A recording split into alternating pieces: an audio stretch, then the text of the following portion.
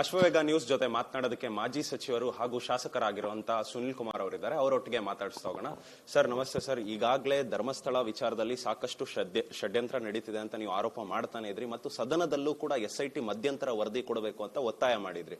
ತದನಂತರ ಇವತ್ತು ಕೂಡ ಒಂದು ಬೃಹತ್ ಸಮಾವೇಶ ಮಾಡೋದಕ್ಕೆ ಮುಂದಾಗಿದ್ದೀರಾ. ಏನ್ ಸಂದೇಶ ಕೊಡೋದಕ್ಕೆ ಅಂತ ಸರ್? ನೋಡಿ, ಷಡ್ಯಂತ್ರ ನಡೀತಾ ಇದೆ ಅಂತೇಳಿ ನಾವು ಮಾತ್ರ ಹೇಳಿದ್ದಲ್ಲ, ಸ್ವತಃ ಉಪಮುಖ್ಯಮಂತ್ರಿಗಳೇ ಸ್ವತಃ ಇದರಲ್ಲಿ ಷಡ್ಯಂತ್ರ ನಡೆದಿದೆ ಅಂತ ಹೇಳಿದ್ರು.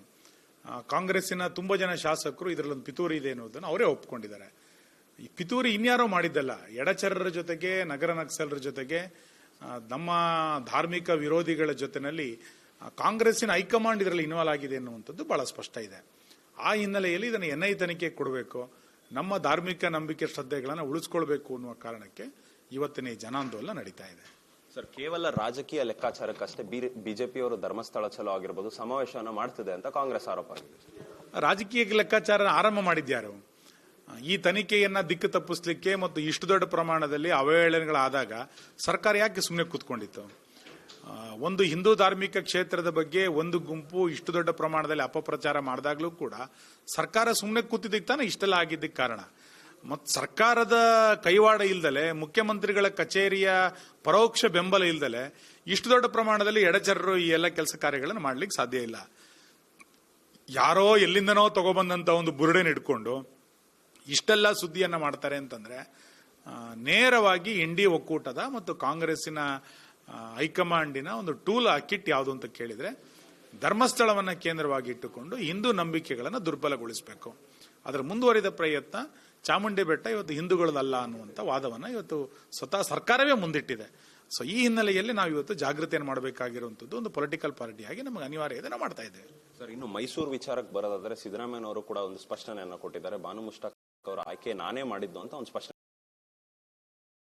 ಬಾನು ಮುಷ್ತಾಕು ಅಥವಾ ಇನ್ಯಾರ್ದು ಪ್ರಶ್ನೆ ಅಲ್ಲ. ಇಲ್ಲಿ ಭುವನೇಶ್ವರಿ ದೇವಿಯನ್ನ ಯಾವ ರೀತಿ ಹಿಂದೆ ಬಾನು ಮುಷ್ತಾಕ್ ಹೇಳಿಕೆಗಳನ್ನು ಕೊಟ್ಟಿದ್ರು ಅನ್ನುವಂಥದ್ದು ಇವತ್ತು ಚರ್ಚೆ ಆಗ್ತಾ ಇದೆ.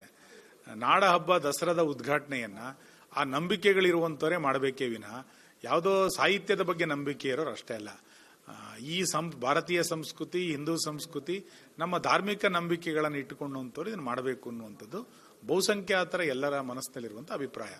ಇದನ್ನು ಗಾಳಿಗೆ ತೂರಿ ನಮ್ಮ ಮನಸ್ಸಿಗೆ ಘಾಸಿಗೊಳಿಸಬೇಕಾಗಿರುವಂಥದ್ದು ಸಿದ್ದರಾಮಯ್ಯನವರ ಒಂದು ನಿರಂತರವಾದಂತಹ ಪ್ರಯತ್ನ. ಆ ಪ್ರಯತ್ನ ಈ ವರ್ಷವೂ ಕೂಡ ಮುಂದುವರೆದಿದೆ ಅಷ್ಟೇ. ಸರ್, ಸಚಿವ ಪ್ರಿಯಾಂಕ್ ಖರ್ಗೆ ಅವರು ಇನ್ನೊಂದು ಆರೋಪ ಮಾಡ್ತಿದ್ದಾರೆ, ಧರ್ಮಸ್ಥಳ ಪ್ರಕರಣದಲ್ಲಿ ಕೇವಲ RSS ವರ್ಸಸ್ RSS ಕಿತ್ತಾಟ ನಡೀತಿರೋದು ಅಂತ. ನೋಡಿ, ಇದರಲ್ಲಿ ಮುಖ್ಯಮಂತ್ರಿಗಳು ಹೇಳ್ತಾರೆ SIT ತನಿಖೆಗೆ ನಾನೇ ಆಜ್ಞೆ ಮಾಡಿದ್ದು ಅಂತ ಹೇಳ್ತಾರೆ. ಉಪಮುಖ್ಯಮಂತ್ರಿಗಳು ಹೇಳ್ತಾರೆ ಇದೊಂದು ಷಡ್ಯಂತ್ರ ನಡೆದಿದೆ ಅಂತ ಹೇಳ್ತಾರೆ. ಕಾಂಗ್ರೆಸ್ಸಿನ ಶಾಸಕರು ಇಲ್ಲೆಲ್ಲ ಒಂದು ಕಡೆ ಪಿತೂರಿ ಆಗಿದೆ ಅಂತ ಹೇಳ್ತಾರೆ. ಕಾಂಗ್ರೆಸ್ಸಿನ ಒಳಗೆ ಬಹಳ ದೊಡ್ಡ ಗೊಂದಲಗಳಿದೆ ಇವತ್ತು. ನಮ್ಮೊಳಗೆ ಯಾವುದೇ ರೀತಿ ಅಂತ ಇದಿಲ್ಲ. ನಾವು ಇವತ್ತು ಹೋರಾಟಕ್ಕೆ ಇಳಿದಿದ್ದೇವೆ ಮತ್ತು ನಾವು ಗರಿಷ್ಠ ಆದ್ಯತೆ ನಮ್ದು ಏನು ಅಂತ ಕೇಳಿದ್ರೆ, ನಮಗೆ ರಾಜಕಾರಣದಿಂದ ಹೊರತಾಗಿ ನಮ್ಮ ಧಾರ್ಮಿಕ ನಂಬಿಕೆಗಳನ್ನ ಯಾರೂ ಕೂಡ ದುರ್ಬಲಗೊಳಿಸಲಿಕ್ಕೆ ನಾವು ಬಿಡೋದಿಲ್ಲ. ಇದು ರಾಜಕೀಯದಿಂದ ಮಿಗಿಲಾದಂತ ನಮ್ಮ ಕಮಿಟ್ಮೆಂಟ್ ಇದು.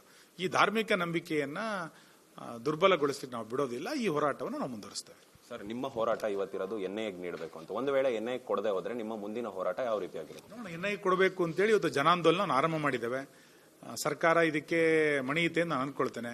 ಯಾರು ಒತ್ತಡ ಹಾಕಲಿದ್ದಾಗ SIT ಕೊಟ್ಟಿರುವಂತ ಸರ್ಕಾರ ಇಷ್ಟು ದೊಡ್ಡ ಪ್ರಮಾಣದಲ್ಲಿ ಜನ ರಸ್ತೆಗೆ ಬಂದಾಗ NIAಗೆ ಯಾಕೆ ಕೊಡೋದಿಲ್ಲ?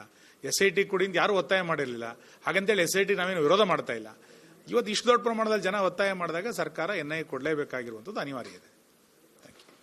ಇದಾಗಿತ್ತು ಶಾಸಕರಾದಂಥ ಸುನಿಲ್ ಕುಮಾರ್ ಅವರ ಮಾತುಗಳು. ಕ್ಯಾಮರಾ ಪರ್ಸನ್ ಗಂಗಾಧರ್ ಜೊತೆ ಓಂ ವಿವೇಕ್, ಆದಿತ್ಯ ಕಾರ್ಲೇಕರ್, ಅಶ್ವವೇಗ ನ್ಯೂಸ್, ಧರ್ಮಸ್ಥಳ.